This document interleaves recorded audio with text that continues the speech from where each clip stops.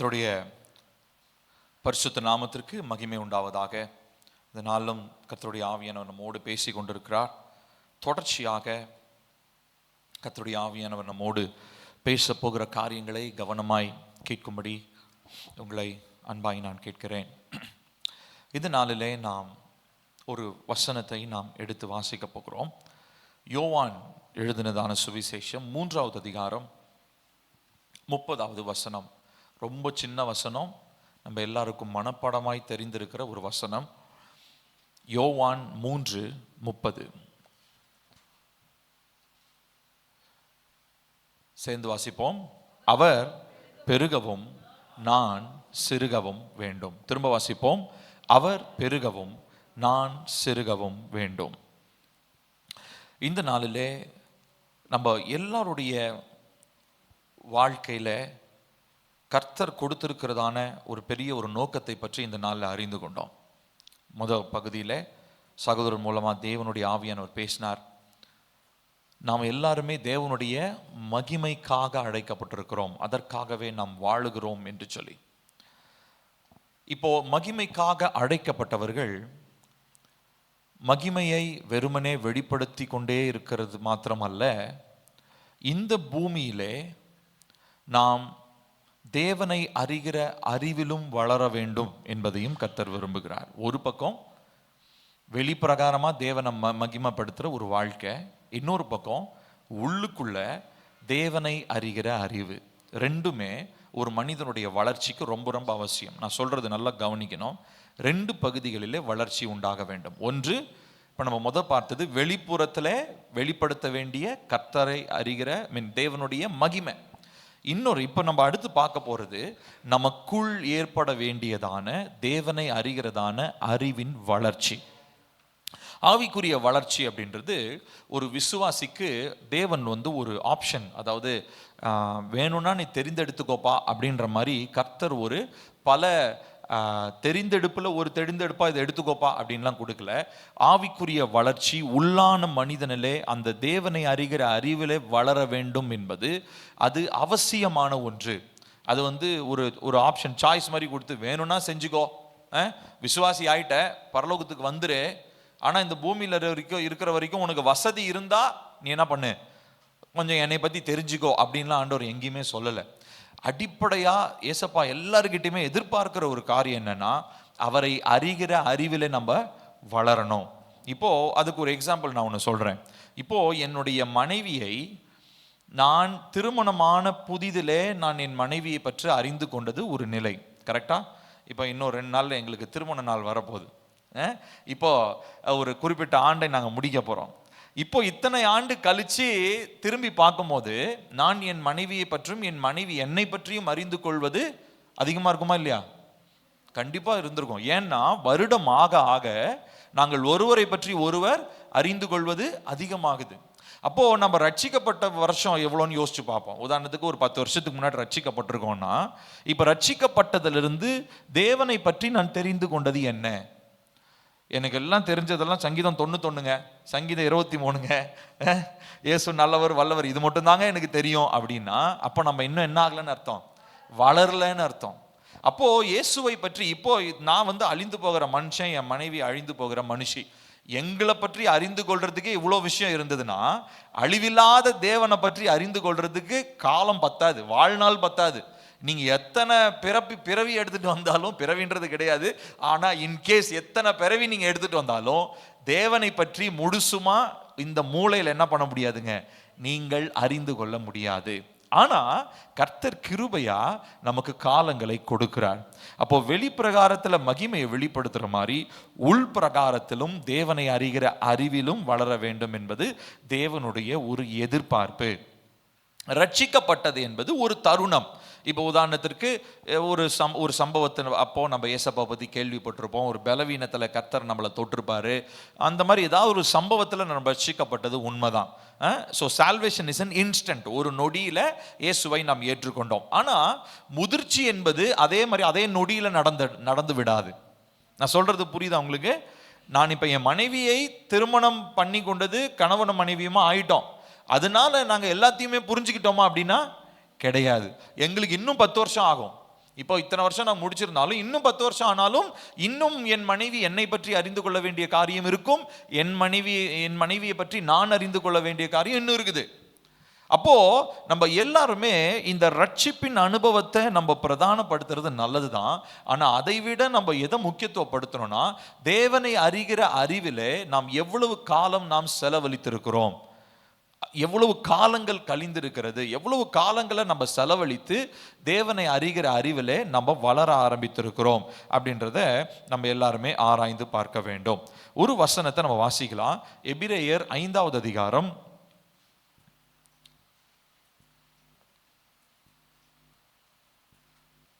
12 14 வசனங்களை சேர்ந்து வாசிக்க போகிறோம். எபிரேயர் 5 12 14 சேர்ந்து வாசிப்போம். காலத்தை பார்த்தால் போதகராய் இருக்க வேண்டிய உங்களுக்கு தேவனுடைய வாக்கியங்களின் மூல உபதேசங்களை மறுபடியும் உபதேசிக்க வேண்டியதாக இருக்கிறது. நீங்கள் பலமான ஆகாரத்தை அல்ல, பாலை உண்ணத்தக்கவர்கள் ஆனீர்கள். பால் உண்கிறவன் குழந்தையாய் இருக்கிறபடியினாலே நீதியின் வசனத்தில் பழக்கம் இல்லாதவனாய் இருக்கிறான். பலமான ஆகாரமானது நன்மை தீமை இன்னதென்று பயிற்சியினால் பகுத்தறியத்தக்க முயற்சி செய்யும் ஞான திரியங்களை உடையவர்களாக பூரண வயதுள்ளவர்களுக்கே தகும். சரி, இப்போ இந்த இடத்துல நம்ம ஒரு காரியத்தை பார்க்குறோம். நம்ம எல்லாருமே காலத்தை பார்த்தா இப்போ அவர் எப்படி சொல்றாருன்னா, இந்நேரத்துக்கு நீங்க எல்லாரும் இந்நேரம் என்ன இருக்கணும், வேதத்தை போதிக்கிற போதகர்களா இருக்கணும். ஆனா இன்னும் ஒருத்தர் மேடையில் நின்று உங்களுக்கு போதிக்க வேண்டிய நிலைமையா இருக்குதே அப்படின்றார். அப்படின்னா என்ன அர்த்தம்?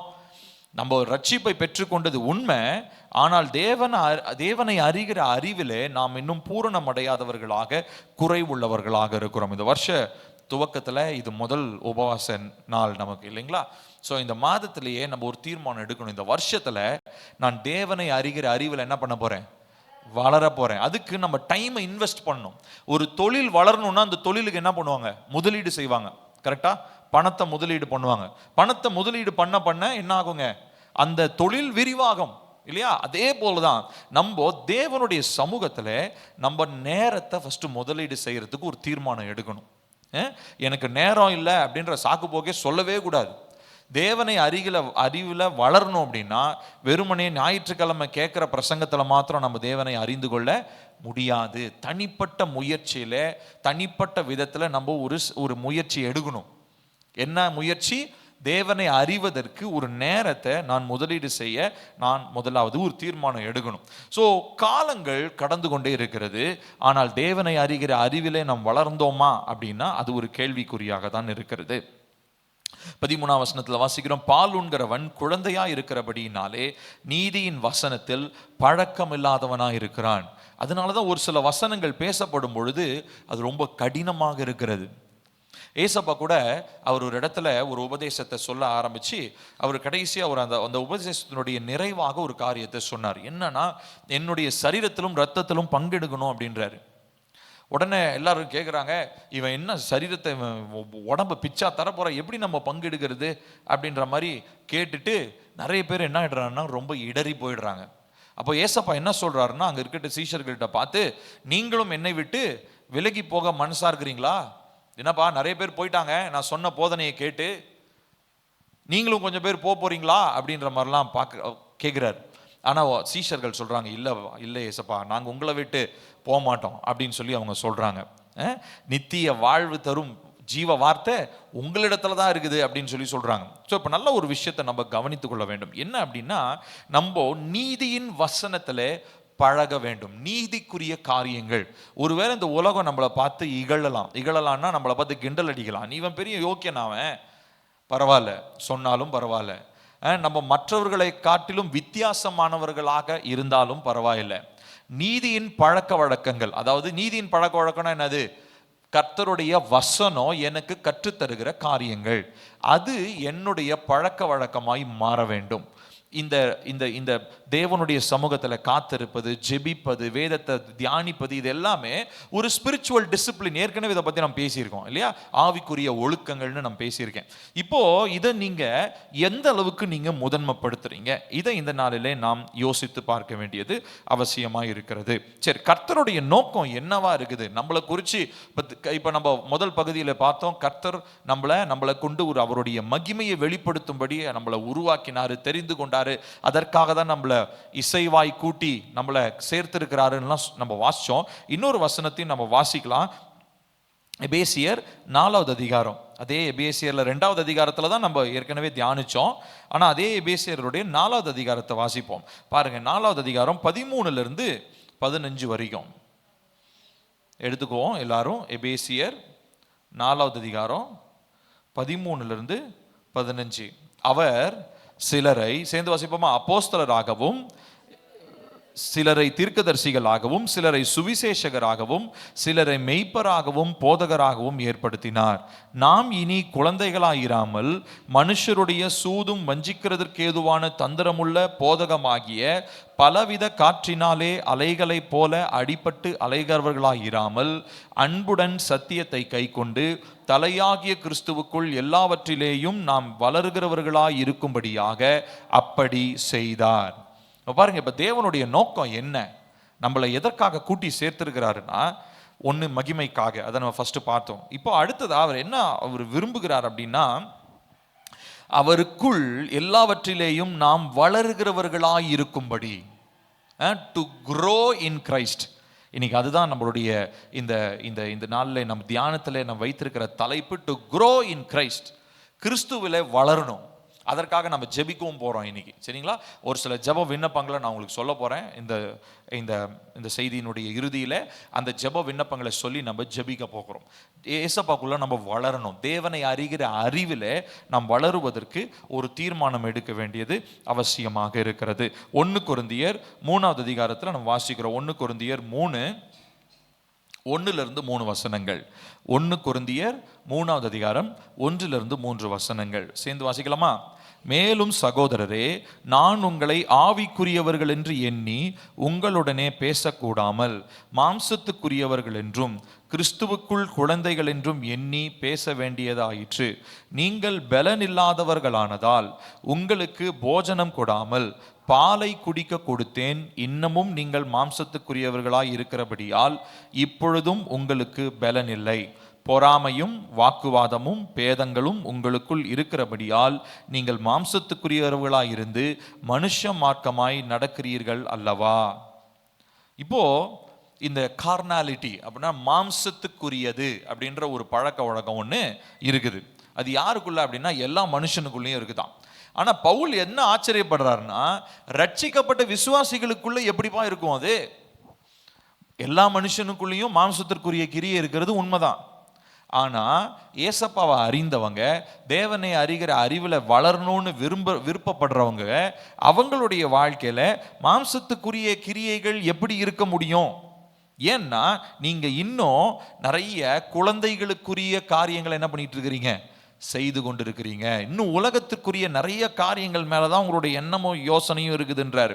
அதுதான் ஒரு 1வது வசனத்துல சொல்றாரு, நான் உங்களை வந்து ஆவிக்குரியவங்கன்னு நினைச்சு நான் நல்ல மெச்சோரான விஷயங்களை பேச முடியல.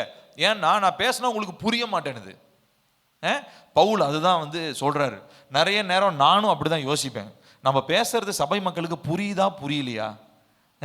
நான் பேசுறது புரியுதா புரியலையா? ஒரு சிலர் வந்து புரிஞ்சு சந்தேகம் கேட்குறவங்க இருக்கிறாங்க. ஒரு சிலர் புரியாம சந்தேகம் கேட்குறவங்களும் இருக்கிறாங்க. ஒரு சிலர் எந்த ரியாக்ஷனுமே கொடுக்க மாட்டாங்க. அவ்வளோ பிரசங்கங்களை நம்ம கேட்குறோம், அவ்வளவு வார்த்தைகளை நம்ம இந்த மேடையிலேருந்து பேசுகிறோம். பத்தா குறைக்கு இப்போ நம்ம வாரத்தில் இன்னும் 2 ஆராதனை வேற வச்சிருக்கிறோம். அதில் வேற நம்ம இன்னும் பிரசங்கங்களையும் வசனங்களையும் பைபிள் ஸ்டடி அது இதுன்னு பேசுகிறோமே, இது மக்களுக்கு புரியுதா அப்படின்னா, இன்னைக்கு பவுல் கேட்குற மாதிரி நானும் உங்களை பார்த்து கேள்வி கேட்குறேன்.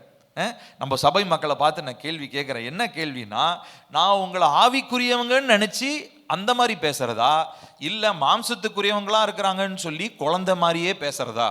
இப்போ இந்த கேள்வி தான் எனக்கு ஒரு போதகராக எனக்கு ரொம்ப ஆழமாக இருக்குது. நிறைய நேரங்களில் ஒரு சிலர்கிட்ட தனிப்பட்ட விதத்தில் பேசும்போது புரிந்து கொள்ள முடியுது. சரி, இவங்க வந்து ஸ்பிரிச்சுவலாக மெச்சூராக இருக்கிறாங்க, இவங்க இந்த விஷயத்த சொன்னால் இவங்க ஹேண்டில் பண்ணிடுவாங்க, இதை இவங்களால் ஏற்றுக்கொள்ள முடியும், அந்த வார்த்தைக்கு ஒரு கனி இருக்கும்னு என்னால் சொல்ல முடிகிறது. ஆனால் ஒரு சிலருடைய வாழ்க்கையில் இன்னும் அடிப்படையான ஒரு சில கனிகளே இல்லாத பட்சத்தில் எனக்கு ஒரு பெரிய ஒரு கேள்வி. அது குழப்பம்னு நான் சொல்ல மாட்டேன், அது ஒரு கேள்வி. என்ன கேள்வினா, நம்ம எப்படி பேசுறது? நான் ஒவ்வொரு தடவையும் நான் பிரசங்கங்களை நான் ரெடி பண்ணும் போதும் சரி, இங்கே மேடையில் நின்று உங்ககிட்ட பேசுறதுக்கு முன்னாடியும் சரி, நான் ஜெபிக்கிற ஜபம்லாம் ஒன்றே தான். என்னன்னா, ஏசப்பா நான் பேசுறது மக்களுக்கு புரியணும். நான் பேசுறது இல்லை, நீங்க என் மூலமா என்ன பேசுறீங்களோ அது மக்களுடைய செவிகளிலே உள்ள போகணும், அதை அவங்களுக்கு புரியணும், அது புரிந்து அவங்களுக்குள்ள அந்த வார்த்தை கிரியை செய்யணும், கனி கொடுக்கணும். இதுதான் என்னுடைய ஜபமா இருக்குது. இப்போ நீங்களும் அதற்காக ஜெபிச்சு வந்தீங்கன்னா அந்த ஜெபத்தை கர்த்தர் என்ன பண்ணுவாரு? கேட்பாரு. ஆனா நம்ம ஆயத்தம் இல்லாம வரும்பொழுது, ஏதோ ஒரு நோக்கத்துக்கு ஏதோ வராங்க, இன்னைக்கா இந்த வாரத்தில் தான் இப்போ வந்து ஞாயிற்றுக்கிழமை இல்லைனாலும் அட்லீஸ்ட் செவ்வாய்க்கிழமை போயிடலாம், செவ்வாய்க்கிழமை இல்லைன்னா அட்லீஸ்ட் புதன்கிழமை போயிடலாம், அப்படி ஏதோ ஒன்று போனால் போதும் அப்படின்னு நம்ம நினச்சிட்டு வந்தோம்னா நம்ம இன்னும் எப்படிப்பட்டவங்களா இருக்கிறோன்றாரு பவுல். குழந்தைகளாக இருக்கிறீர்கள், மாம்சத்துக்குரியவங்களா இருக்கிறீங்க. அப்போ உங்ககிட்ட ஆவிக்குரிய காரியத்தை என்னால் என்ன பண்ண முடியாதுன்றாரு பவுல், பேச முடியாது அப்படின்றார். அப்போ இந்த காலத்துல கர்த்தர் நம்மை அழைத்தது அவருடைய மகிமைக்காக, இன்னொன்று அவரை அறிகிற அறிவிலே வளருவதற்காக, ரொம்ப முக்கியமா இந்த பூமியிலே தேவனுடைய சாட்சியாக வாழும்படியாக நாம் அழைக்கப்பட்டிருக்கிறோம். ஹல்லேலூயா. ஆனால் காலம் சீக்கிரமாக கடந்து கொண்டே இருக்கிறது. காலம் வெகு விரைவில் கடந்து கொண்டிருக்கிறது. இப்பதான் ரட்சிக்கப்பட்ட மாதிரி இருக்கு, ஆனா திரும்பி பார்த்தா எத்தனையோ வருஷம் ஆன மாதிரி இருக்குது. ஆனால் நம்ம கொஞ்சம் ஆராய்ந்து பார்க்கணும், தேவனுடைய சமூகத்தில் நம்ம கேட்கணும், கர்த்தாவே என் வாழ்க்கையில் கர்த்தாவே நான் முதிர்ந்தவனா நான் வளருவதற்கு எனக்கு உதவி செய்யுங்கப்பா அப்படின்னு சொல்லி நம்ம கேட்க வேண்டும். நிறைய நேரங்களிலே இந்த ஆவிக்குரிய நிலையில இந்த குழந்தைய போல இருக்கிறது வந்து தாழ்மைன்னு நினச்சிக்கிறோம். குழந்தை போல இருக்கிறது சொல்லியிருக்கிறாரு ஏசப்பா. ஆனா எதுல குழந்தைய போல இருக்கணும்ன்றாரு? கீழ்ப்படிதல்ல. ஒரு விஷயத்த சொன்னா ஓகே, உடனே அதை நம்பி அந்த இன்னசென்ட்டா அப்பா வந்து பார்த்துட்டே தம்பி குதிடா அப்படின்னா உடனே குதிச்சிரும் அந்த குழந்தை, வேற எதுவுமே யோசிக்காது. எவ்வளோ உயரம் கால்குலேட் பண்ணி நான் வெயிட் எவ்வளோ வெயிட்டு, எங்கள் அப்பா இவ்வளோ வெயிட்டு, எங்கள் அப்பா வெயிட்டு பிடிப்பாரா, அதெல்லாம் யோசிக்காது. ஒரு 10 அடி உயரத்துலேருந்து ஒரு குழந்தைய அப்பா கை நீட்டி தம்பி குதி நான் பிடிச்சிக்கிறேன் அப்படின்னா என்ன பண்ணும் அந்த குழந்தை? உடனே குதிச்சிரும். அந்த குழந்தைத்தனத்தை தான் சொல்றாரே ஒழிய, நம்ம ரட்சிக்கப்பட்டு வசனத்தை எதுவுமே தெரிஞ்சிக்காம ஏதோ 1-2 வசனத்தை மாத்திரம் தெரிஞ்சு உட்காந்துட்டு இருக்கிற அந்த குழந்தைத்தனத்தை ஏசப்பா என்கரேஜ் பண்ணவே இல்லை. இன்ஃபேக்ட் அது வந்து ரொம்ப வேண்டாம், அது தேவையில்லைன்றார். அது ஃபால்ஸ் ஹியூமிலிட்டி, அது வந்து ஒரு வேஷமான ஒரு தாழ்மை, அது உண்மையான தாழ்மை கிடையாது, அது வேஷமான தாழ்மை. அப்போ உண்மையான தாழ்மை என்னன்னா, தேவனை அறிகிற அறிவில் நான் வளரணும், தேவனுக்குள்ளாக கனி கொடுக்கிறவனா நான் இருக்கணும். Excuse me.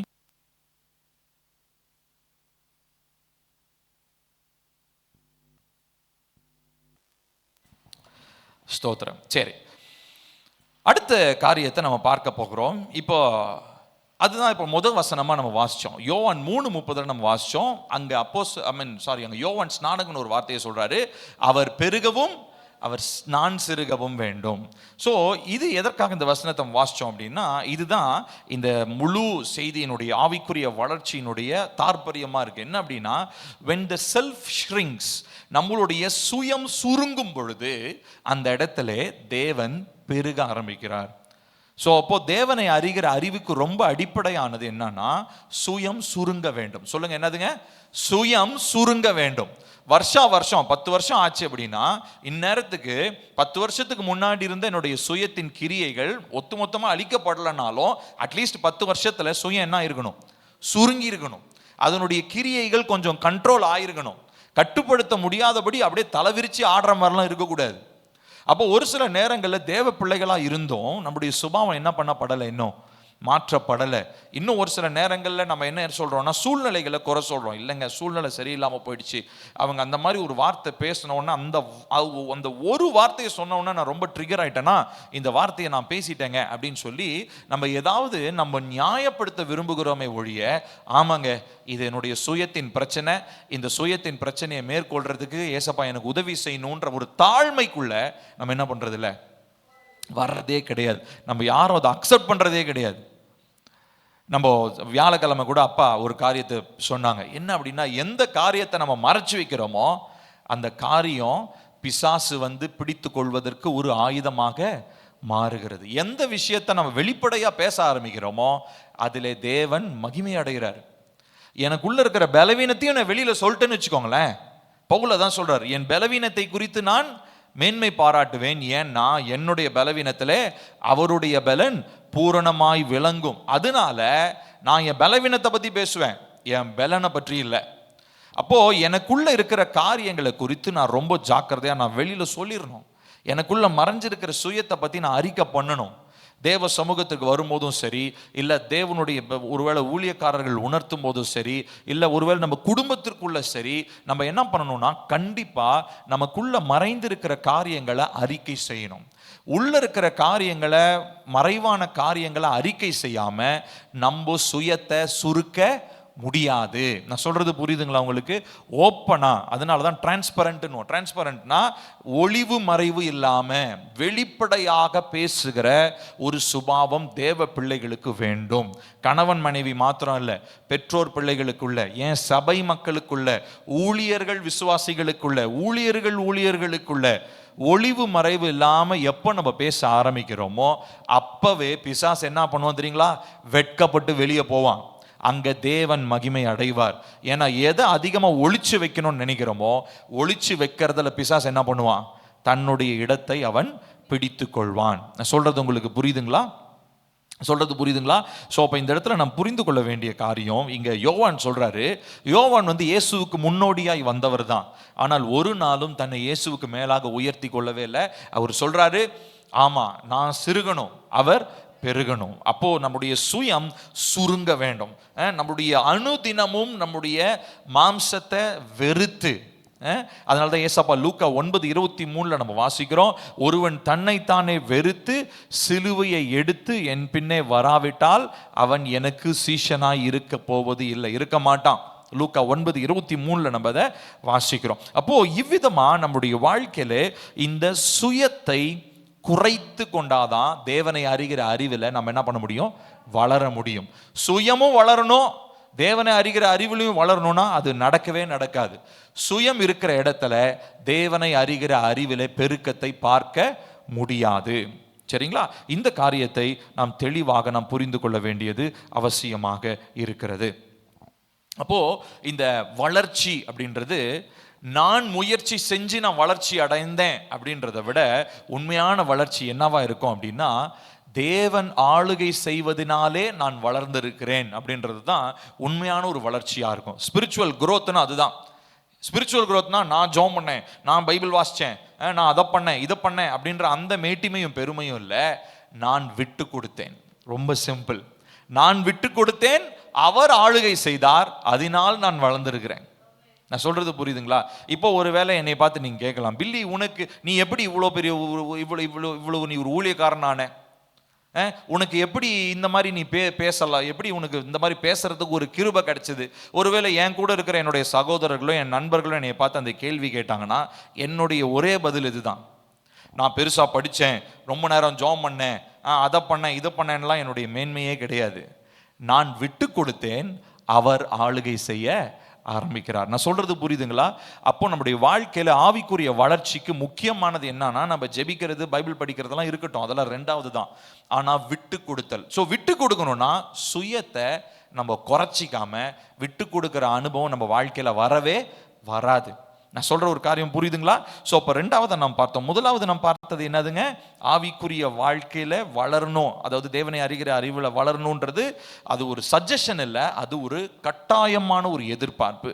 ரெண்டாவதா பார்த்தோம், நம்முடைய சுயம் சுருங்காமல் தேவனை அறிகிற அறிவில் நம்மளால வளர முடியாது. அடுத்ததா இந்த ஆவிக்குரிய முதிர்ச்சியில தேவனை அறிகிற அறிவில் நம்ம வளராம இருக்கிற பட்சத்தில் நம்ம என்ன பண்றோம் தெரியுங்களா? we are refusing God's blessings. தேவனுடைய ஆசீர்வாதங்களை நாம் மறுக்கிறோம். என்னங்க இது? நான் உங்களுக்கு ஒன்று சொல்லட்டுமா? நல்லா கவனிங்க. ஏசப்பா நம்ம எல்லாருக்குமே எல்லா ஆசீர்வாதங்களையும் வச்சிருக்கிறார். ஆனா நீங்க குழந்தைகளா இருக்கும் போது ஒரு சில ஆசீர்வாதங்களை தான் தருவார். ஆனா இன்னொரு ஆசீர்வாதத்துக்காக நீங்க கேட்பீங்க, ஆனா அந்த ஆசீர்வாதத்தை உங்களுக்கு தர மாட்டாரு. ஏன் தெரியுமா? கவனிங்க, ஏன் தெரியுமா தர மாட்டாரு? நீங்க இன்னும் அந்த ஆசீர்வாதத்தை ஹேண்டில் பண்ற அளவுக்கு வளரல. நான் சொல்றது புரியுதா? இப்போ எங்க அப்பா பைக் ஓட்டுறாரு அப்படின்னா, நான் ஒரு குழந்தைன்னு வச்சுப்போம். இப்போ எங்க அப்பா வந்து பைக் ஓட்டுறாரு, நான் ஒரு சின்ன பையன், குட்டி வயசு பையன், எனக்கு 5 வயசு இருக்குது. இப்போ 5 வயசு பையனுக்கு பைக் ஓட்டணும்னு ஆசை இருக்கும்.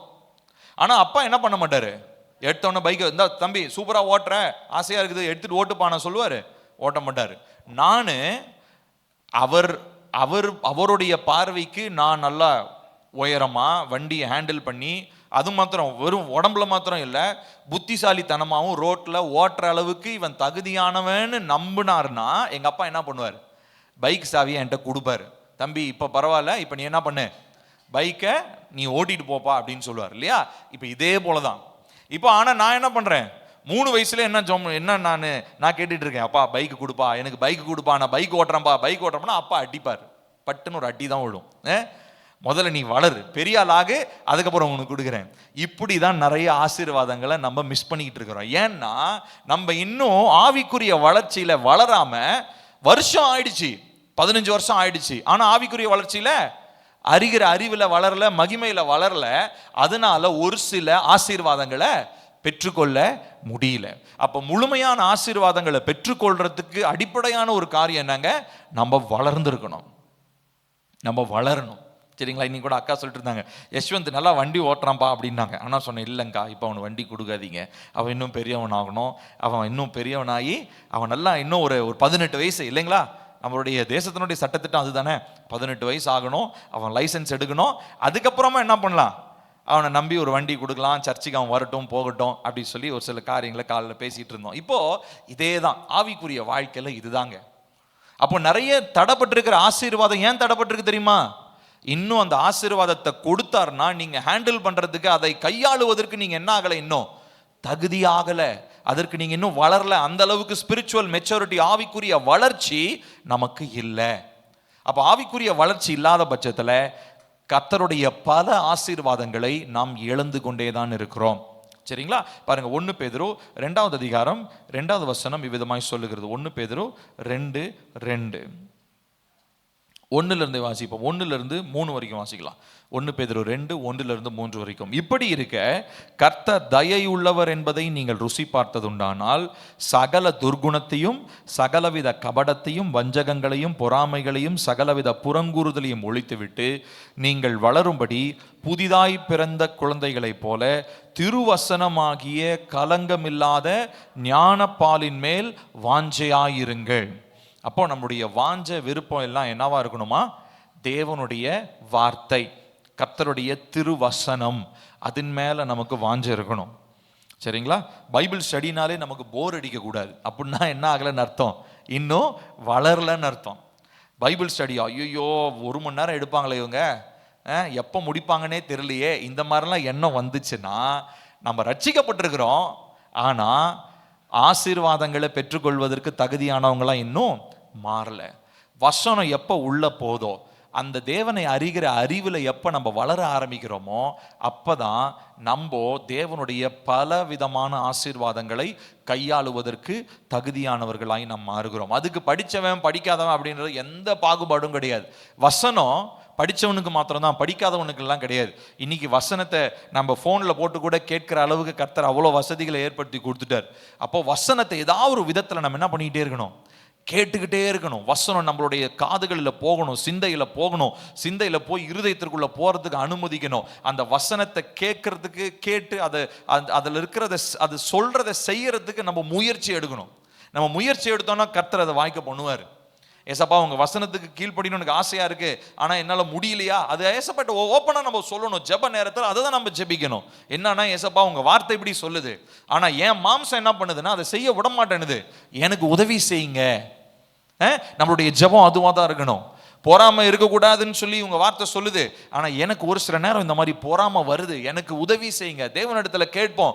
ஒருவேளை அது நான் தனியா ஜோம் பண்ண முடியலையா, இன்னொருத்தர்கிட்ட அதை சொல்லி ஜோம் பண்றதுக்கு நம்ம தயங்க கூடாது.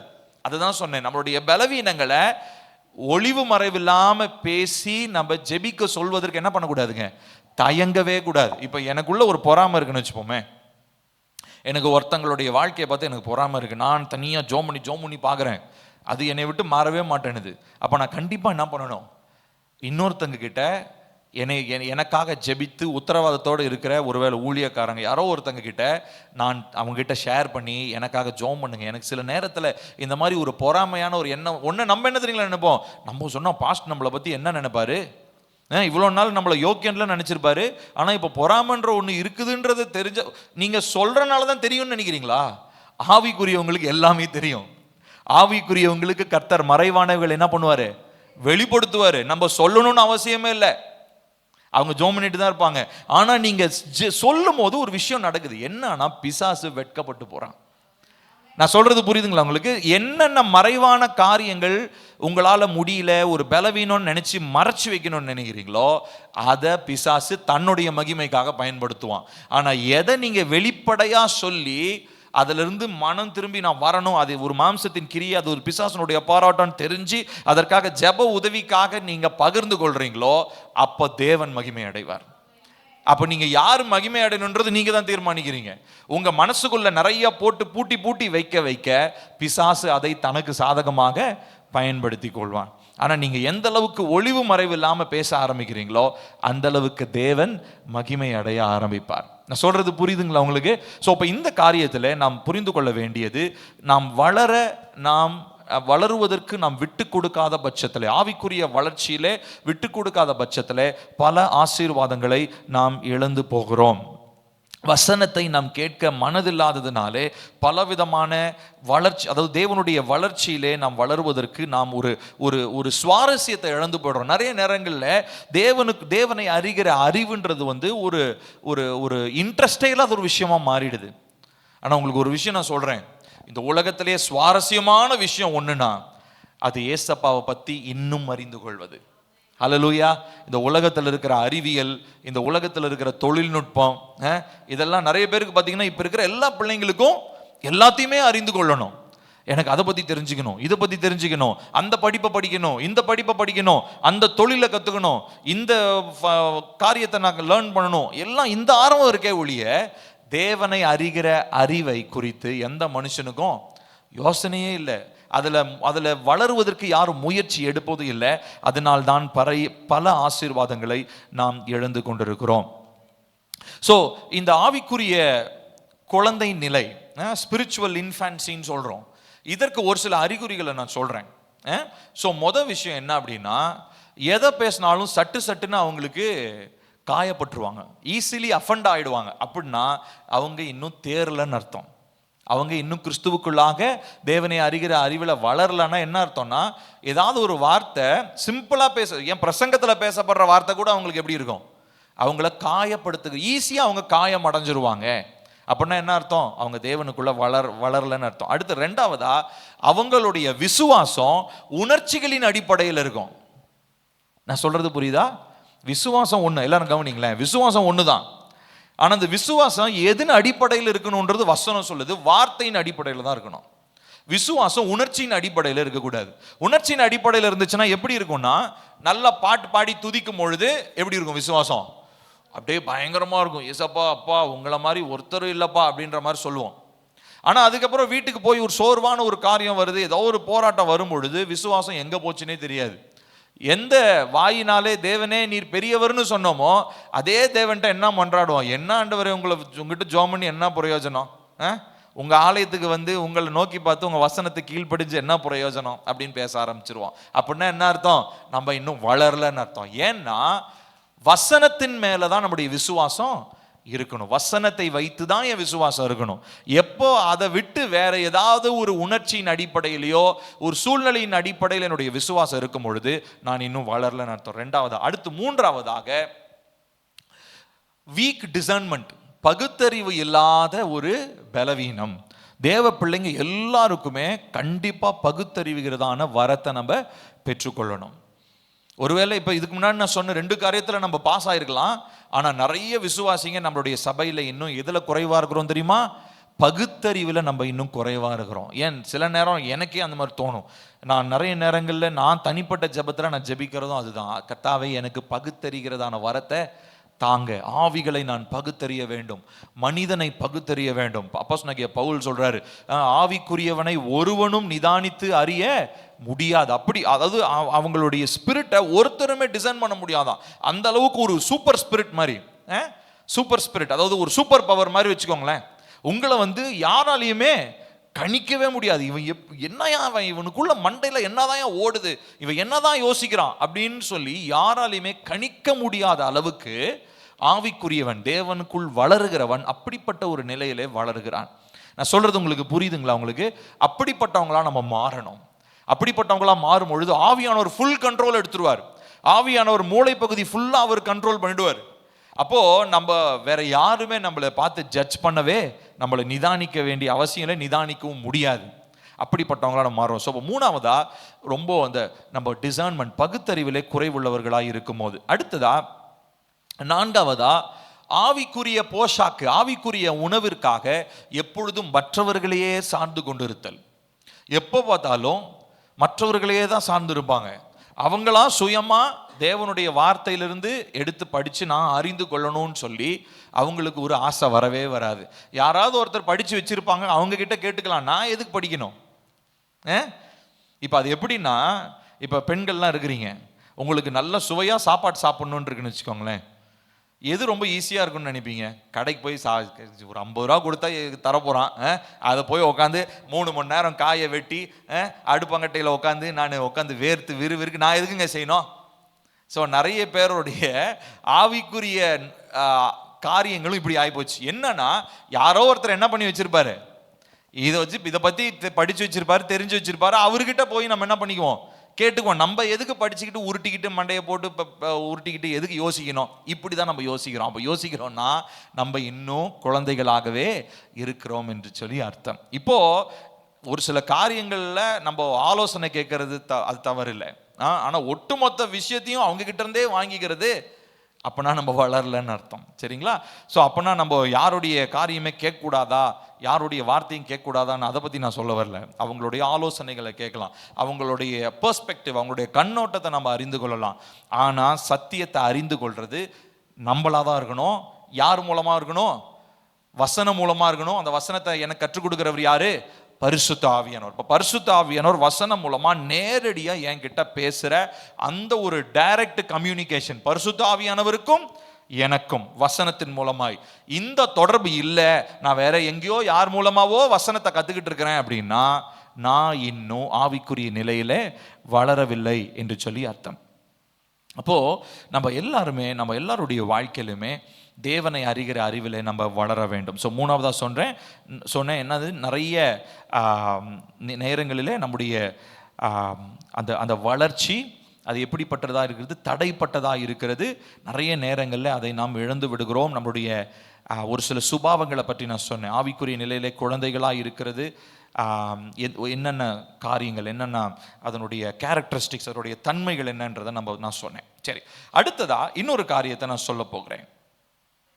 இப்போ இந்த வளர்ச்சி அப்படின்றது வெறுமனே சிந்தையில மண்டையில கொண்டு ஃபுல்லா போட்டு நிரப்புறது மாத்திரம் இல்லை. நிறைய பேர் மண்டையில எல்லாவற்றையும் தெரிஞ்சு வச்சிருப்பாங்க, ஆனா கற்றுக்கொண்ட எதையும் தங்களுடைய வாழ்க்கையில நடைமுறைப்படுத்த மாட்டாங்க. நான் சொல்றது புரியுதா? கற்றுக்கொள்வது வேறு, கற்றுக்கொண்டதை செய்வது வேறு. ரெண்டுமே வேற வேற விஷயம். நிறைய பேருக்கு தேவனை பற்றி அறிகிற அறிவில் பெருகணும்னு ஆசை இருக்கும், ஆனால் தேவனுக்கு கீழ்ப்படிதல் இருக்காது. நான் சொல்றது புரியுதா? தேவனை அறிகிற அறிவு ஒரு பக்கம் இருந்துச்சுன்னா, இந்த பக்கம் அதற்கு இணையாக ஒரு விஷயம் இருக்கு. என்ன தெரியுங்களா? தேவனுடைய வார்த்தைக்கு கீழ்ப்படிதல் இல்லாம தேவனை அறிகிற அறிவு மட்டும் இருந்துச்சுன்னா, அங்க மண்டை, அது சொல்லுவாங்க மண்டை பெருத்த வேண்டாம் அப்படின்வாங்க. அப்படின்னு என்ன அர்த்தம்? அதாவது மண்டையில எல்லாம் இருக்குது, மண்டையில் மசாலாவை விட எல்லாம் மொத்த மசாலாவும் இங்கே இருக்குது.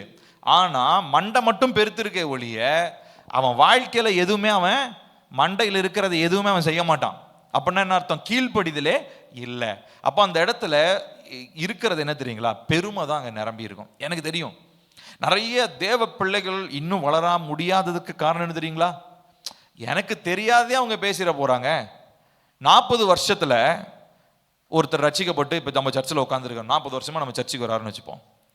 அவர் நான் ஒரு பிரசங்கத்தில் ஒருவேளை இப்போ இன்னைக்கு நான் எடுத்த வசனம், அவர் பெருகவும் நான் சிறுகவும் வேண்டும், இந்த வசனமா, இந்த வசனம் பற்றி எனக்கு எத்தனை பிரசங்கம் பண்ணியாச்சு, இவன் என்ன புதுசாக பேசிட போகிறான் அப்படின்னு சொல்லி அவங்க மைண்டில் ஒரு யோசனை வந்த உடனேயே ஒரு ஆவிக்குரிய நித்திரைக்குள்ளே போயிடுவாங்க.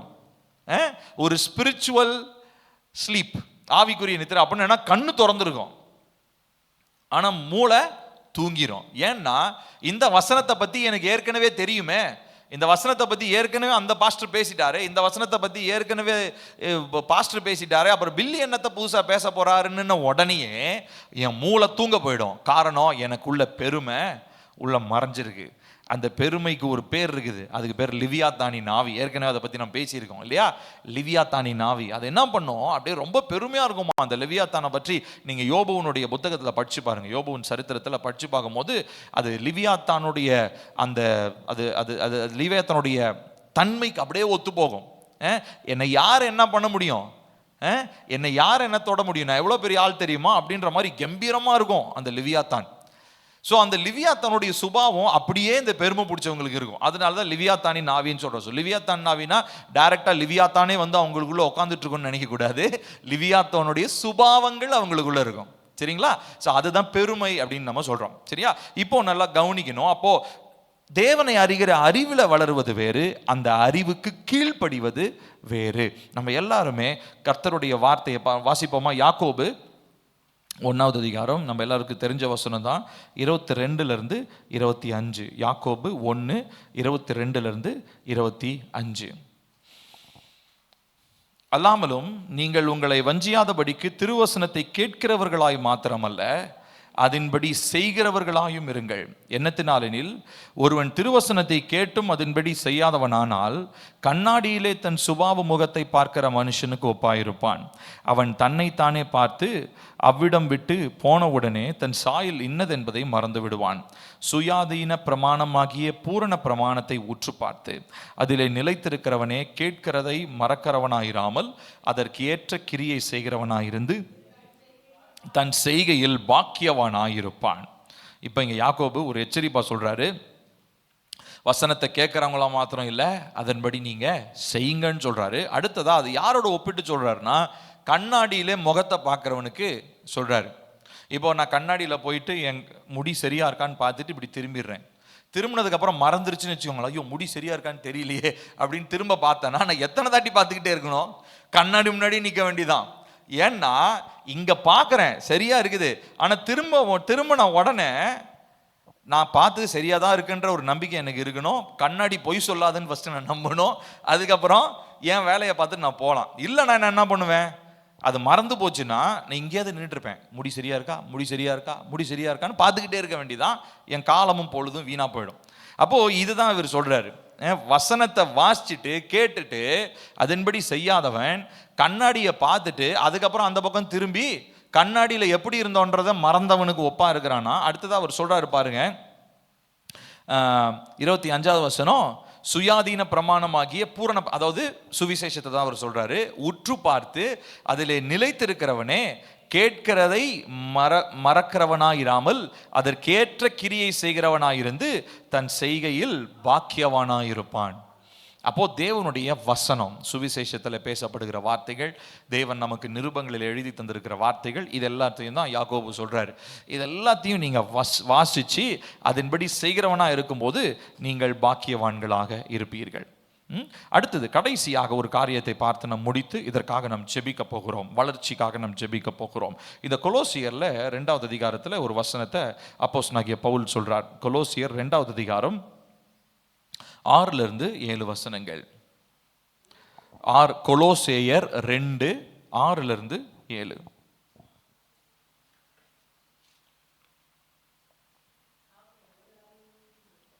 சேர்ந்து வாசிப்போமா? ஆகையால் நீங்கள் கர்த்தராகிய கிறிஸ்து இயேசுவை ஏற்றுக்கொண்டபடியே அவருக்குள் வேர் கொண்டவர்களாகவும் அவர் மேல் கட்டப்பட்டவர்களாகவும் அவருக்குள் நடந்து கொண்டு நீங்கள் போதிக்கப்பட்டபடியே விசுவாசத்தில் உறுதிப்பட்டு ஸ்தோத்திரத்தோடே அதிலே பெருகுவீர்களாக. பவுல் அதான் சொல்றாரு, நீங்க என்ன பண்ணீங்க, ஏசப்பாவை பத்தி ஏற்றுக்கொண்டீங்க, இப்ப அடுத்ததா அவருக்குள் வேர் கொண்டவர்களாய் கட்டப்பட்டவர்களாய். 2 வார்த்தை இருக்கு. அந்த 2 வார்த்தையும் நீங்க முடிஞ்ச அண்டர்லைன் பண்ணிக்கோங்க உங்க பைபிள்ல. வேர் கொண்டவன், கட்டப்பட்டவன். சொல்லுங்க என்னன்னதுங்க? வேர் கொண்டவன், கட்டப்பட்டவன். அதே தான் நம்ம முதல் டாபிக்ல சகோதரர் பேசினாங்க இல்லைங்களா? கட்டடம், அந்த கட்டடத்தினுடைய மூலைக்கல், அதுக்கு மேல நம்மளுடைய சுவரு. என்ன சுவரா இருக்கு? குட்டி சுவரா, கட்டப்பட்ட சுவரா? குட்டி சுவரா, கட்டப்பட்ட சுவரா? சொல்லுங்க, எப்படி இருக்கணும்? கட்டப்பட்ட செவரா இருக்கணும். கட்டப்படாத செவரை என்னன்னு சொல்லுவோம்? குட்டி செவருன்னு. அதுக்கு அது திட்டத்துக்கும் பயன்படுத்துவோம். இவன் கூட சேர்ந்தியா கெட்டு குட்டி செவரா போயிடும் அப்படின்னுவோம். எனக்கு முதல்ல அந்த அர்த்தமே எனக்கு புரியல சின்ன வயசுல. அதுக்கப்புறம் தான், ஓ குட்டி செவருன்னா என்ன அர்த்தம்? பிரயோஜனமே இல்லாம சும்மா ஒரு 4 வருஷம், ஒரு 4 அடி மாத்திரம் ஒரு வீட்டில் கட்டி வச்சிருப்பாங்க, அவ்வளவுதான். அதுக்கு எது பிரயோஜனமும் கிடையாது. அது மாதிரி பிரயோஜனம் இல்லாத ஒரு காரியம் அப்படின்றது அப்புறம் தான், சின்ன வயசுல எனக்கு புரியல, அப்புறம் தான் புரிஞ்சது. இப்போ அப்படி சொல்லலை. பவுல் என்ன சொல்றாரு அப்படின்னா, நீங்கள் வேர் கொண்டவர்களாகவும் கட்டப்பட்டவர்களாகவும் அவருக்குள் நடந்து கொண்டு போதிக்கப்பட்டபடியே விசுவாசத்தில் உறுதிப்பட்டு ஸ்தோத்திரத்தோടെ அதிலே பெருகுவீர்களாக.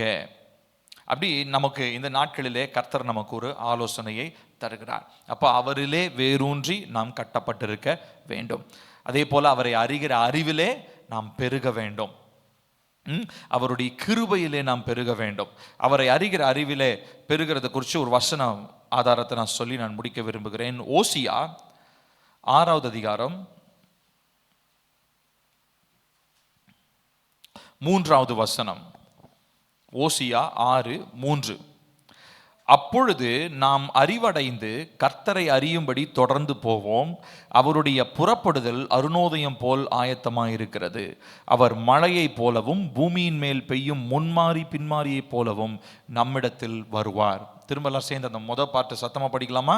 அப்பொழுது நாம் அறிவடைந்து கர்த்தரை அறியும்படி தொடர்ந்து போவோம். போதும் போதும் போதும், அதுதான். ஸோ நம்ம அறிவடையணும்னா யாரை ஃபாலோ பண்ணணுமா? தேவனை, கர்த்தரை தொடர்ந்து நம்ம அவருடைய சமூகத்திற்கு நேராக நாம் போக வேண்டியது அவசியம். ஸோ 2ஆம் வசனத்தில் என்ன போட்டிருக்கு?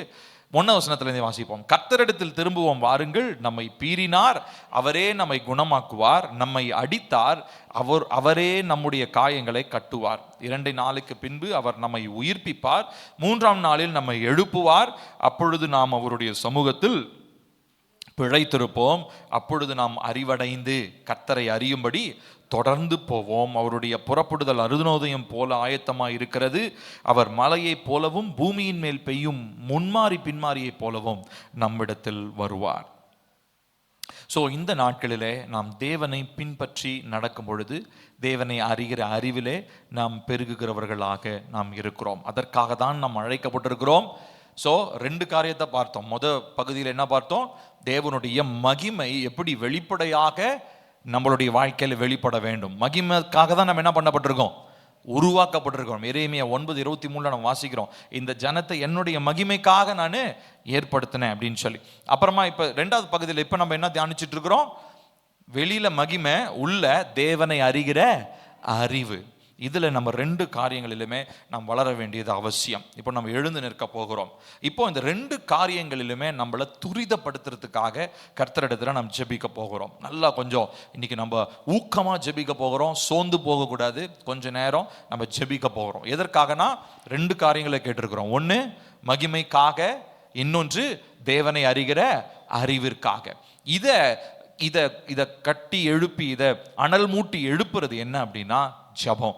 நம்ம அதிகமாக ஜெபிக்க அதிகமாக தேவனுடைய ஆவியானவர் ஆவியில நிரம்பி ஜெபிக்கும் பொழுது, அந்நிய பாஷைகளை நீங்க ஜெபிக்கும் பொழுது, ஒருவேளை நீங்க பாடலை பாடி தேவனை துதிக்க ஆரம்பிக்கும் பொழுது, ஜெபம் இருக்கிற இடத்துல உங்களுடைய வாழ்க்கையில மகிமை பிரகாசிக்க ஆரம்பிக்கும். தேவனை அறிகிற அறிவிலும் நீங்க என்ன பண்ண முடியும்? நிச்சயமாய் வளர முடியும். ஆகையினால இந்த நாளிலே நம்ம எல்லாரும் தேவனுடைய சமூகத்தில் நாம் கேட்க போகிறோம்.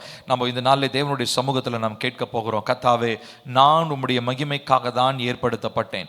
என்னை அதற்காக தான் நீர் உருவாக்கினீர். நிறைய நேரங்களில் உம்முடைய மகிமையை வெளிப்படுத்தாமல் நான் குறைவுள்ளவனாய் நான் இருந்திருக்கிறேன். ஆனால் இந்த நாளிலே கர்த்தாவே, என்னை நீர் விசுவாசத்தின் மேல், பரிசுத்தமான விசுவாசத்தின் மேல் என்னை உறுதிப்படுத்தி கொள்ளும்படி பரிசுத்த ஆவிக்குள் ஜெபம் பண்ண வேண்டும் என்று சொல்லி யூதாவினுடைய சுவிசேஷத்தில் நாம் வாசிக்கிறோம்.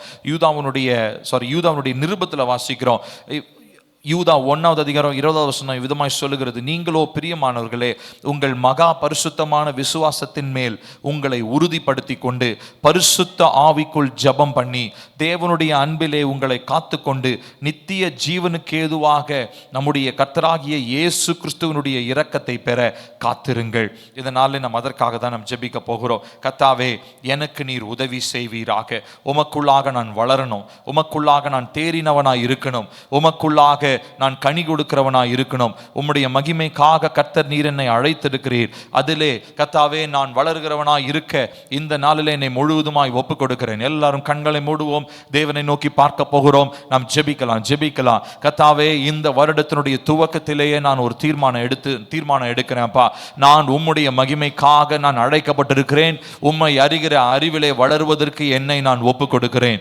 இதுவரைக்கும் நான் ரட்சிக்கப்பட்டு பல வருஷம் ஆயிருந்தாலும் நான் ஒரு குழந்தையை போலவே இன்னும் இருந்து ஒரு கனி இல்லாத ஒரு வாழ்க்கை, அப்பா எதை பேசினாலும் குற்றம் கண்டுபிடித்து அதில் காயப்படுகிற ஒரு வாழ்க்கை, இப்படி ஒரு குழந்தையை போலவே தான் இருக்கிறேன். அதனால கர்த்தர் பெரிய காரியங்களை என்ன நம்பி கொடுக்க முடியாதபடிக்கு நான் இன்னும் என்னுடைய நிலை தடுமாற்றம் உள்ளவனாக நான் இருக்கிறேன்.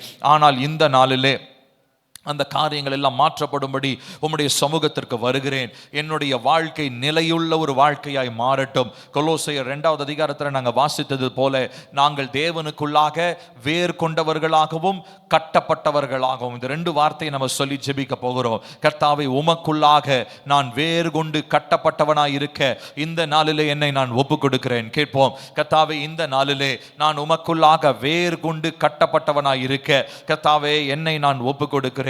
கர்த்தாவே, இந்த நாளிலே அப்பா என்னுடைய வாழ்க்கையின் எல்லா பகுதிகளிலும் அப்பா நீர் ஒரு நல்ல ஒரு வளர்ச்சியை கொடுக்க விரும்புகிறீர். என்னுடைய வாழ்க்கையின் எல்லா பகுதிகளிலும் ஆசீர்வாதத்தை கொடுக்க விரும்புகிறீர். ஆனால் அந்த ஆசீர்வாதத்தை பெற்றுக்கொள்வதற்கு நான் தான் தகுதி இல்லாதவனாய் இருக்கிறேன். ஆகையினால இப்பொழுதே என்னை தகுதிப்படுத்துவீராக. இப்பொழுதே அந்த ஆவிக்குரிய ஒழுக்கங்களுக்கு என்னை விட்டு கொடுக்கும் பொழுது கர்த்தருடைய ஆவியானவர் என்னை எதற்காக ஆயத்தப்படுத்துவீராக. எல்லா நற்செயல்களிலும் கர்த்தர் என்னை நிலை நிறுத்துவீராக. Lord, establish me in every good work. உம்முடைய நற்செயல்கள், உம்முடைய நாமத்திற்கு மகிமையாக வாழ்கிற வாழ்க்கை, உங்களை அறிகிற அறிவில வளர வாழ்க்கை, தேவனுக்கு சாட்சியாய் வளர்கிற வாழ்க்கை என்கிறதான நற்செயல்களிலே கர்த்தர் என்னை உறுதிப்படுத்துவீராக. நானும் என் குடும்பமும் என் பிள்ளைகளும் எல்லா நற்கிரியைகளிலும் நாங்கள் உறுதிப்பட வேண்டும். கேட்போம்.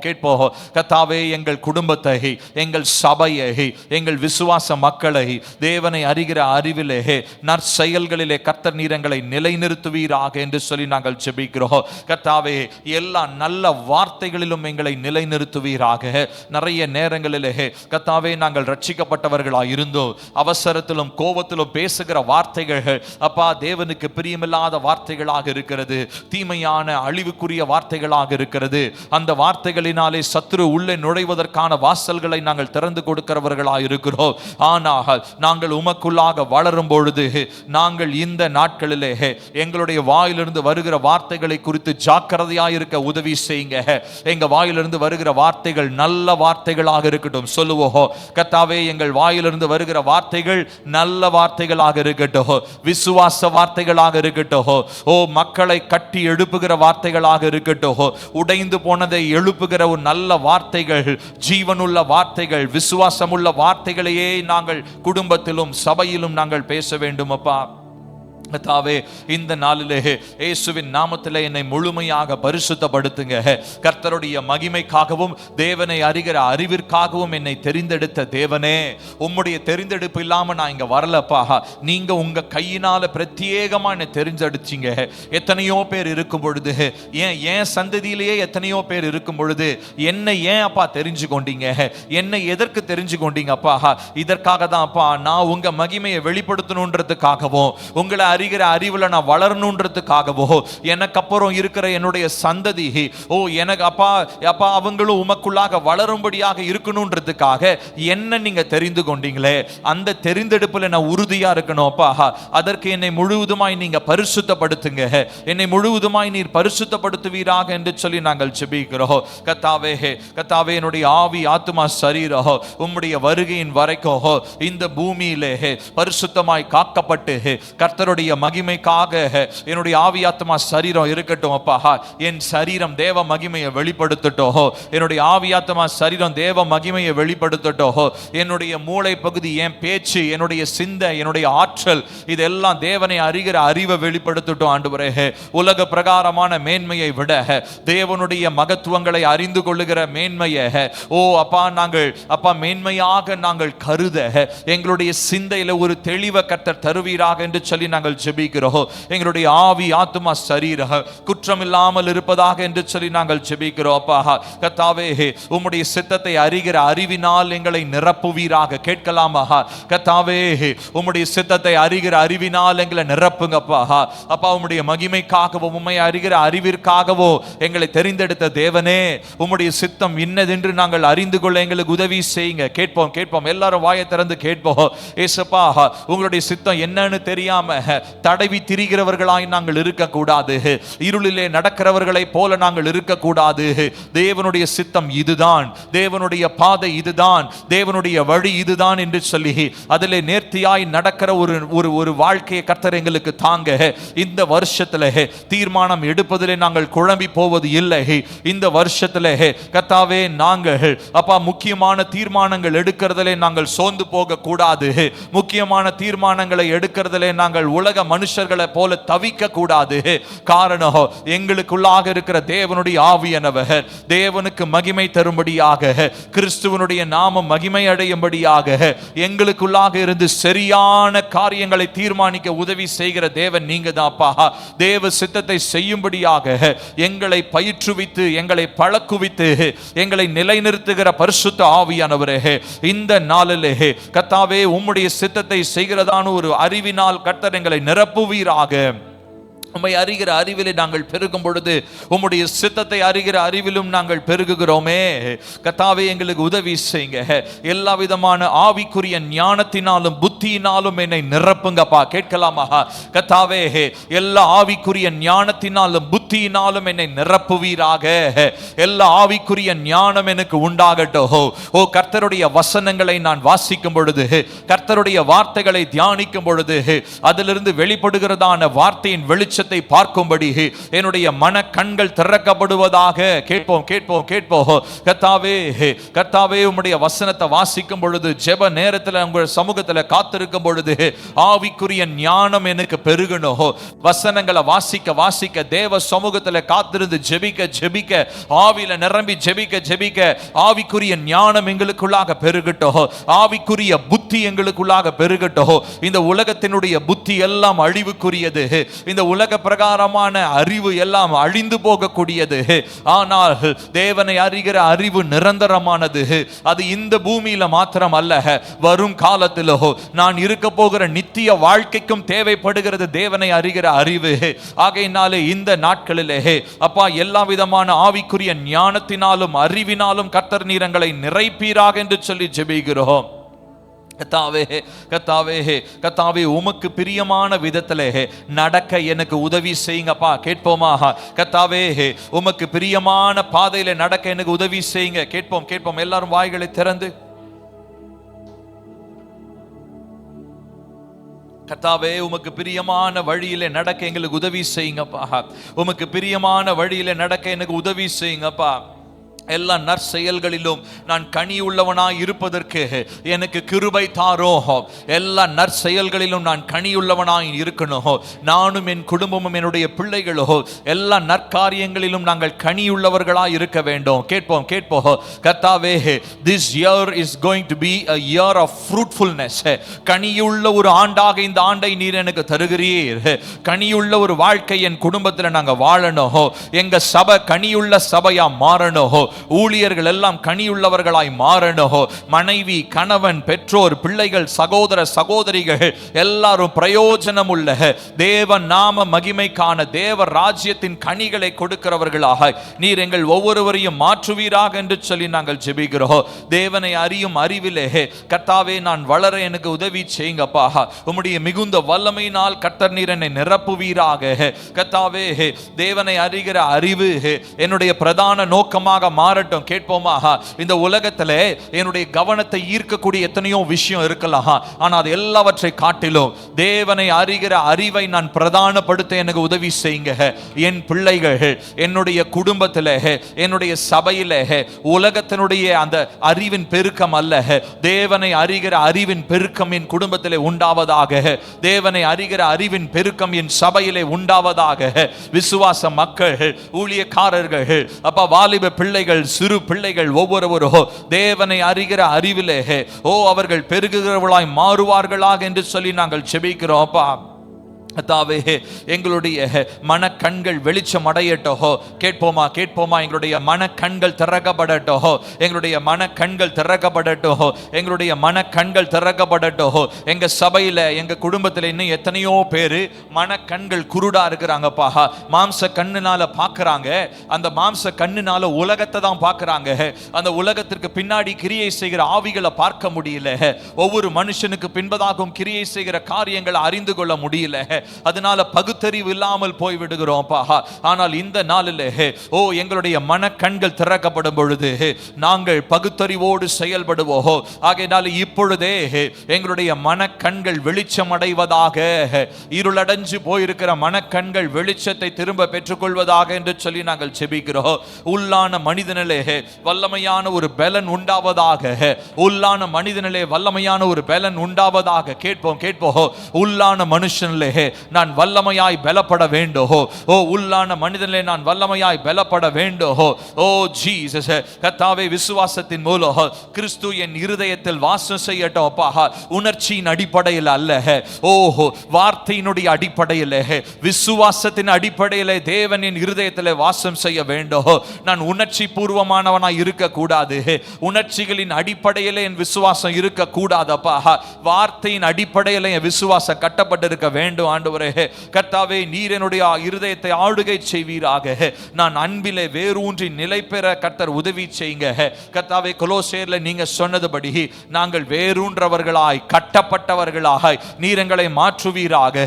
நானும் என் குடும்பத்தாரோ, நானும் என்னுடைய சபையோ இந்த நாளிலே தேவனுக்குள்ளாக வேரூன்றி கட்டப்பட நாங்கள் ஜெபிக்கிறோம். கர்த்தாவே, நீர் எங்களுடைய வாழ்க்கையில ஆளுகை செய்யுங்க. தேவனுடைய முழு நிறைவு எங்களுடைய வாழ்க்கையில உண்டாகட்டும். the fullness of God, தேவனுடைய முழுமை எங்களுடைய வாழ்க்கையில வெளிப்படுவதாக. கிறிஸ்துவனுடைய அன்பின் அகலம், நீளம், ஆழம், உயரம் ஆகியவற்றை அறிந்து கொள்ள உதவி செய்யுங்க. தேவனுடைய அன்பை அறிந்து கொள்ள உதவி செய்யுங்க. அப்பா, நிறைய நேரம் எங்களுடைய பிள்ளைகள் இந்த உலகத்தினுடைய மாயையை நோக்கி போறாங்கப்பா. நம்ம எல்லாரும் நம்முடைய வீட்டில் இருக்கிற சிறு பிள்ளைகள், வாலிப பிள்ளைகளுக்காக ஜெபிக்கலாமா? கர்த்தாவே, எங்களுடைய சிறு பிள்ளைகளையும் வாலிப பிள்ளைகளையும் இந்த உலகம் தன்னுடைய மாயையினால் இழுத்து கொண்டிருக்கிறது. ஆனால் இந்த நாளில் ஜெபிக்கிறோம், எங்களுடைய பிள்ளைகள் எல்லாம் கிறிஸ்துவின் அன்பினால நிரப்பப்படுவார்களாக. கிறிஸ்து இயேசுவின் அன்பினாலே என்னுடைய பிள்ளைகள் நிரப்பப்படட்டும். எங்க சபையினுடைய வாலிப பிள்ளைகள் தேவனுடைய அன்பினால நிரப்பப்படுவார்களாக. உலகத்தினுடைய அன்பு எல்லாம் மாயை என்பதை எங்களுடைய பிள்ளைகள் புரிந்து கொள்வார்களாக.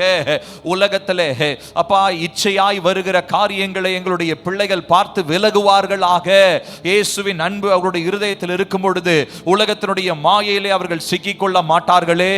எங்களுடைய சிறு பிள்ளைகளும் வாலிப பிள்ளைகளும் உலகத்தினுடைய எந்த மாயையிலும் சிக்கிக் கொள்ளாதபடிக்கு இயேசுவின் அன்பு அவர்களுடைய இருதயத்தை நிரப்பும்படியாக நாங்கள் ஜெபிக்கிறோம். அப்பா, கர்த்தாவே, உம்முடைய வார்த்தை தடையில்லாமல் எங்களுடைய வாழ்க்கையில மகிமை அடைவதாக. கர்த்தருடைய வார்த்தைக்கு ஒரு மகிமை இருக்கிறது. அந்த மகிமையை வெளிப்படுத்தாமல் அந்த வார்த்தை அவரிடத்தில் திரும்புவது இல்லை. ஏசாயா 55:11 நம்ம வாசிக்கிறோம். ஆகையால் இப்பொழுது நம்ம சொல்ல போகிறோம், கர்த்தாவே, நீர் என்னை கொண்டு என் குடும்பத்தை கொண்டு சொன்ன எல்லா வார்த்தைகளையும் உங்க மகிமைக்காக கர்த்தர் நிறைவேற்றுவீராக. எங்கள் சபைக்காக, எங்கள் குடும்பத்திற்காக, ஊழியத்திற்காக நீர் சொன்ன எல்லா வார்த்தைகளையும் கர்த்தர் நீர் உம்முடைய மகிமைக்காக நிறைவேற்றுவீராக என்று சொல்லி நாங்கள் ஜெபிக்கிறோம். சமாதானத்தின் தேவனே, எங்கள் வாழ்க்கையின் எல்லா பகுதிகளிலும் சமாதானத்தை தருவீராக. கேட்போமா? ஏசப்பா, உலகம் தர முடியாத சமாதானத்தை தருவேன் சொன்னீங்களே, இப்பொழுதே எங்கள் குடும்பமும், எங்கள் சபையும், எங்கள் வீடும், எங்கள் பிள்ளைகளும் தேவனுடைய சமாதானத்தினால் நிரப்பப்படுவார்களாக. ஹல்லேலூயா, ஹல்லேலூயா, ஹல்லேலூயா, ஹல்லேலூயா. அப்பா எங்களிலே தொடங்கின நற்கிரியைகளை முற்றும் முடிய நீர் அப்பா நிறைவு செய்ய போதுமானவராயிருக்கிறீர் சொல்லுவோம். எங்களுக்குள்ளாக எங்க சபையில எங்க குடும்பத்தில் விசுவாச குடும்பங்களிலே நீர் ஆரம்பித்திருக்கிற நற்கிரியைகளை முற்றும் முடிய நடத்த நீர் போதுமானவராயிருக்கிறீர். முற்றும் முடிய நடத்த நீர் போதுமானவராயிருக்கிறீர் கர்த்தாவே. எல்லா நற்கிரியைகளை என்னுடைய வாழ்க்கையில நீர் முழுமையடைய செய்வீராக. ஆவிக்குரிய நற்கிரியைகள் என்னுடைய வாழ்க்கையில முழுமை அடைவதாக என்று சொல்லி நான் ஜெபிக்கிறேன். அப்பா கர்த்தாவே, என்னை ஆவிக்குரிய வாழ்க்கையில என்னை ஆரோக்கியம் உள்ளவனாய் மாற்றுவீராக. அப்பா ஆவிக்குரிய ஆரோக்கியம் எங்களுடைய வாழ்க்கையில உண்டாகட்டும். கேட்போமா? அப்பா நிறைய பேர் சரீர ஆரோக்கியத்தை பற்றி நாங்க யோசிக்கிறவங்க, ஆவிக்குரிய உள்ளான மனுஷனுடைய ஆரோக்கியத்தை பத்தி நாங்க யோசிக்கிறதே இல்லப்பா.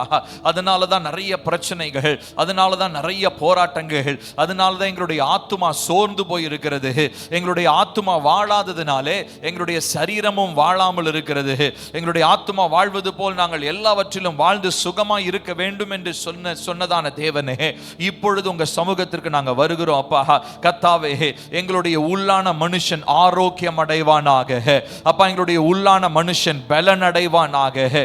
அப்பா நாங்க சரீரத்திற்கு கொடுக்கிற முக்கியத்துவத்தை விட உள்ளான மனுஷனுக்கு அதிக முக்கியத்துவம் கொடுக்க எங்களுக்கு உதவி செய்யுங்க.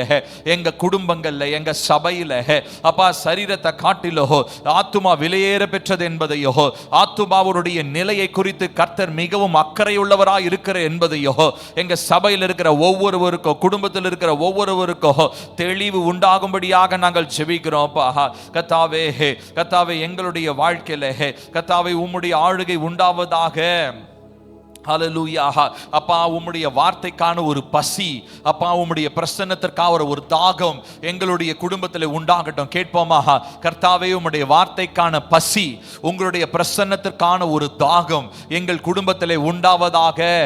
ஓ குடும்ப ஜெபம் செய்யும் போது தேவனுடைய வார்த்தையை நாங்க பசியோட படிக்கணும்.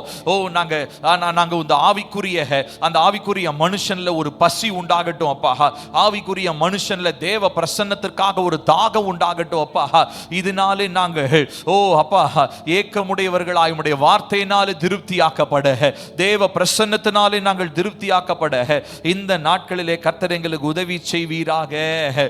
கர்த்தாவே கர்த்தாவே இந்த நாட்களிலே எங்களுடைய வாழ்க்கையிலே ஒரு தெய்வீக எதிர்பார்த்தலை கர்த்தர் உருவாக்குவீராக. எங்களுடைய ஆவிக்குரிய மனுஷனிலே ஒரு டிவைன் இம்யூனிட்டி உண்டாகட்டும்.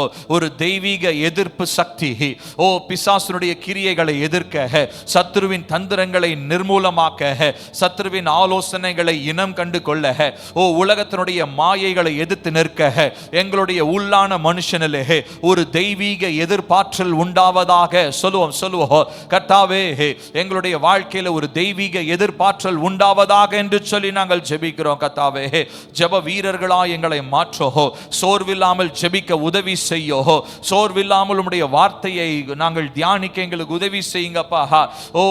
ஆராய்ந்து முடியாத பெரிய காரியங்களை, எண்ணி முடியாத பெரிய காரியங்களை செய்கிற தேவனே, இந்த நாளிலே அந்த காரியங்களை எல்லாம் நீர் எங்களுடைய ஆவியிலே வெளிப்படுத்த நீர் உண்மை உள்ளவராய் இருக்கிறீர். ஆராய்ந்து முடியாத ஞானத்தை நான் இப்பொழுது பெற்றுக்கொள்கிறேன். எண்ணி முடியாத காரியங்களை நான் இப்பொழுது பெற்றுக்கொள்கிறேன். ஏனென்று சொன்னால் பிதாவினுடைய இருதயத்தை ஆராய்ந்து அறிந்திருக்கிற அதே பரிசுத்த ஆவியானவர் நீர் எங்களுக்குள்ளாக இருப்பதினாலே பிதாவின் ஆளுங்களை எங்களுக்கு தெளிவுபடுத்துகிறவராய் இருக்கிறீர். ஆகையினாலே நாங்களும் எங்கள் குடும்பமும் எங்கள் சபையோ தேவனுடைய இருதயத்தை அறிந்தவர்களாய், தேவ நோக்கத்தை குறித்து தெளிவாய் புரிந்தவர்களாய், தெளிவான பாதையில நடக்கிறவர்களாய் நீர் எங்களை மாற்றுவீராக. அப்பா நீர் எங்களை ஒரு புதிய ஆவிக்குரிய காலத்திற்குள்ளாக, நிலைக்குள்ளாக நீர் எங்களை அழைத்து செல்வீராக. கேட்போம் எல்லாரும். ஆண்டவரே ஒரு புது ஸ்பிரிச்சுவல் சீசனுக்குள்ள எங்களை அழைத்து செல்லுங்க. ஒரு புதிய ஆவிக்குரிய காலத்திற்குள்ள எங்களை அழைத்து செல்லும். இதுவரை இருந்ததான எல்லா சோர்வு நிலை மாறி, இதுவரை இருந்ததான எல்லா விதமான கலக்கங்களும் தயக்கங்களும் ஆவிக்குரிய நிர்விசாரமும் மாறி எங்கள் குடும்பத்திலே, எங்கள் ஊழியத்திலே, எங்கள் சபையிலே ஆவிக்குரிய காரியங்களிலே ஒரு புதிய உற்சாகம் பிறப்பதாக என்று சொல்லி ஜெபிக்கிறோம். ஒரு 2 நிமிஷம் அந்நிய பாஷையினுடைய வரத்தை பெற்றவர்கள் ஆவியில நிரம்பி ஜெபிப்போமா. We are going to pray for our church. நம்முடைய சபைக்காக ஆவியில நிரம்பி ஜெபியுங்க. கர்த்தாவே, எங்க சபையிலே எல்லா ஆவிக்குரிய நிர்விசாரம் மாறுவதாக, எங்களுடைய குடும்பங்களிலே ஆவிக்குரிய நிர்விசாரம் மாறுவதாக. we are not going to be the same anymore. இனிமேலும் நாங்கள் பழைய வாழ்க்கையில் இருந்தது போலவே, 2025 இருந்தது போலவே இந்த வருடத்தில் நாங்கள் இருக்க போவது இல்லை. ஆவிக்குரிய நிலையிலே நாங்கள் தேறினவர்களாய், தேவனை பற்றி அறிந்தவர்களாய், தேவனை அறிகிற அறிவிலே வளருகிறவர்களாய், தேவ மகிமையை வெளிப்படுத்துகிறவர்களாய் நீர் எங்களை மாற்றுவீராக. ஓ ராபோ ஷெட்டே கேட்டேலே நரஹன்டா ரோகாஷா ஓ ரஹன் மலோனா லேனேகே. ஆவியில நிரம்பி ஜெபிங்க, ஜெபிங்க. ஒரு 2 நிமிஷம் ஆவியில நிரம்பி ஜெபிக்க போகிறோம். கர்த்தாவே, இந்த நாளிலே எல்லா ஆவிக்குரிய நிர்விசாரத்தை ஏற்படுத்துகிற சத்துருவின் எல்லா திட்டங்களும் இயேசுவின் நாமத்தினாலே எங்கள் குடும்பத்தை விட்டு வெளியேற்றப்படுவதாக, எங்கள் சபையை விட்டு வெளியேறுவதாக, ஊழியத்தின் எல்லைகளை விட்டு வெளியேறுவதாக. எங்கள் குடும்பத்தில் இருக்கிற சிறு பிள்ளைகள் முதற்கொண்டு பெரியவங்க வரைக்கும் தேவனுக்காக வாஞ்சியாய் எழும்புகிறவர்களாய் மாறுவார்களாக என்று சொல்லி ஜெபிக்கிறோம். ஒரு ஆவிக்குரிய பசி, வார்த்தைக்கான பசி, தேவ பிரசன்னத்திற்கான ஒரு தாகம் எங்களுடைய குடும்பத்திலும் எங்கள் சபையிலும் உண்டாவதாக. ஓ ரெஹனல் மரோ ஷாகாதே அல்லேகேடாரபா ஷாகாதலபோ நரியன்டோமாஷே. கேட்போம் கேட்போம் எல்லாரும் 2 நிமிஷம் ஆவியில நிரம்பி ஜெபிப்போம். இதற்கு விரோதமாய் எழும்புகிற எந்த அக்கிரமங்களாக இருந்தாலோ, எந்த அக்கிரம சிந்தைகளாக இருந்தாலோ, எந்த அசுத்தாவியின் கிரியைகளாக இருந்தாலோ அது இப்பொழுதே அகற்றப்படுவதாக. தேவனை அறிகிற அறிவுக்கு விரோதமாய் எழும்புகிற எல்லா மேட்டிமையான எண்ணங்களையோ கிறிஸ்து இயேசுவுக்கு கீழ்ப்படிய நாங்கள் சிறைப்படுத்துகிறோம்.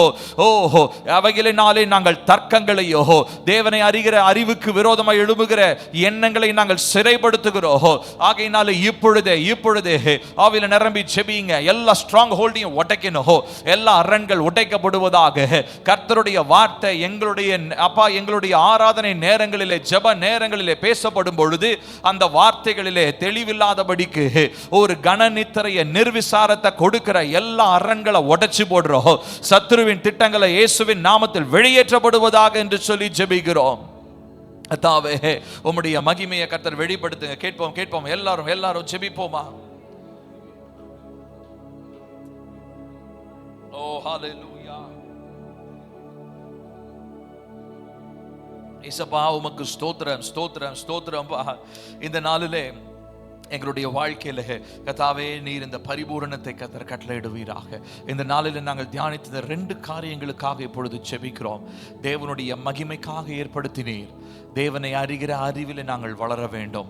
இந்த 2 காரியம் எங்களுடைய சபையில நிறைவாய் இந்த வருஷத்திலே அப்பா வெளிப்படட்டும். அப்பா, இதற்கான ஒரு ஆரம்பமாக இந்த நாளிலே அப்பா இந்த ஜெபத்தை நாங்கள் செய்கிறோம். இந்த நாள் ஒரு துவக்கமாக இருக்கட்டும், இந்த ஆண்டு ஒரு துவக்கமாக இருக்கட்டும். இந்த நாளிலே ஏதோ ஒரு மாசம் 2 மாசம் இல்லை, இந்த ஆண்டு முழுசும் உம்மை அறிகிற அறிவிலே எங்களுடைய குடும்பத்தால் வளரணும். அப்பா, தேவ மகிமைக்காக எங்களுடைய சபை இருக்கணும். அப்பா, அதற்காக தெரிந்து கொண்டீரே, அதற்காக அழைத்தீரே. அதில் உண்மையாக இருக்க கர்த்தர் எங்களுக்கு உதவி செய்யும். இந்த நாளிலே இவ்விதமாய் உம்முடைய சமூகத்தில் காத்திருந்து ஜெபிக்க உதவி செய்தீர்.